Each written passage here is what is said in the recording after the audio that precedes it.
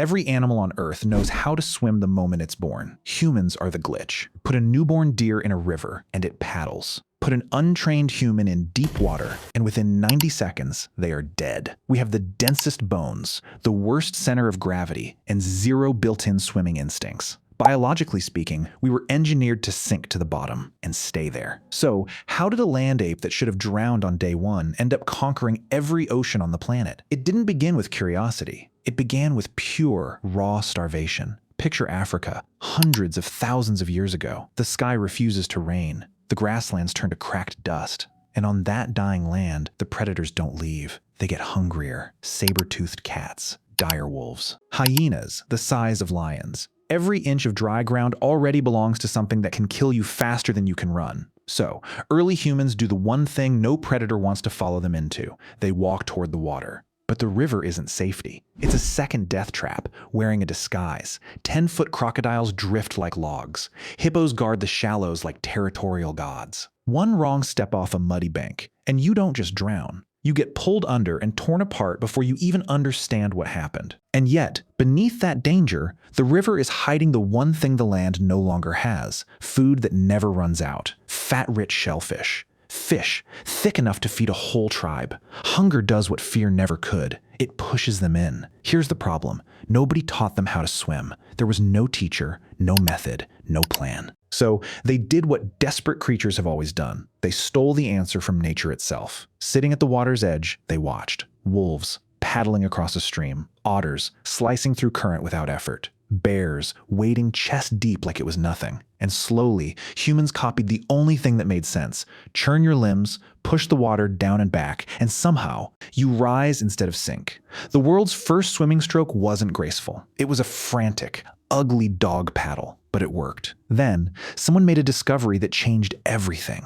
Dead wood floats, a log, a bundle of reeds. Suddenly, there was a way to practice, to fail, to flail, to learn, without your first mistake being your last. But the real weapon wasn't a log. It was already inside them. The moment cold water hits a human face, something ancient switches on. The heart slows down by up to 20%. Blood abandons the hands and feet and rushes straight to the heart and brain. The throat seals itself shut, like a hatch on a submarine. It's called the mammalian diving reflex, and it was never taught. It was inherited, passed down through touch and imitation, generation after generation, until fear turned into instinct. And this wasn't just a warm water skill for lucky tribes near the equator. Scientists have pulled Neanderthal skulls out of glacial Europe, and inside their ear canals, they found strange, bony growths. Doctors call it surfer's ear. Today, it only happens to people who spend years in cold water, which means tens of thousands of years ago, in ice-cold rivers,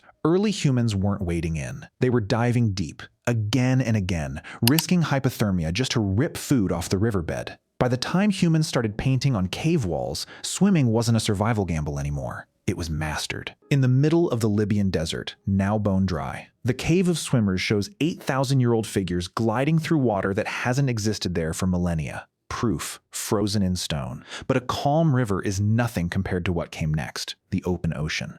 Coastal currents don't care how well you can dog paddle. Multi-mile ocean channels can swallow a swimmer whole in minutes. So humans stopped fighting the water with just their bodies. They started building. Bamboo, lashed together with vine rope. Giant logs, hollowed out with fire and flint. They learned to read the ocean like a language, feeling temperature shifts and current changes through their own submerged skin before ever risking the whole tribe on open water. And when a rogue wave flipped their raft miles from shore, they didn't panic and drown. They held their breath, treaded water, and climbed back on. Swimming wasn't the adventure. It was the insurance policy that let them attempt the adventure at all. That insurance policy is the only reason Homo sapiens made it to Australia and the island chains 60,000 years ago. A crossing almost no other human species ever dared.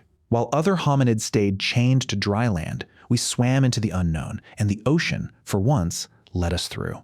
Some populations never stopped adapting. The Bajau people of Southeast Asia carry a genetic mutation most humans don't. Spleens up to 50% larger, pumping extra oxygenated blood into their system like a built-in scuba tank, with eyes that reshape underwater like a seal's. We didn't just learn to survive the water. We rewrote our own DNA to belong to it. So the next time you float on your back or dive into a pool without thinking twice, that's not muscle memory. That's a 100,000-year-old survival code, still running quietly in your blood. If you like this video, then don't forget to subscribe.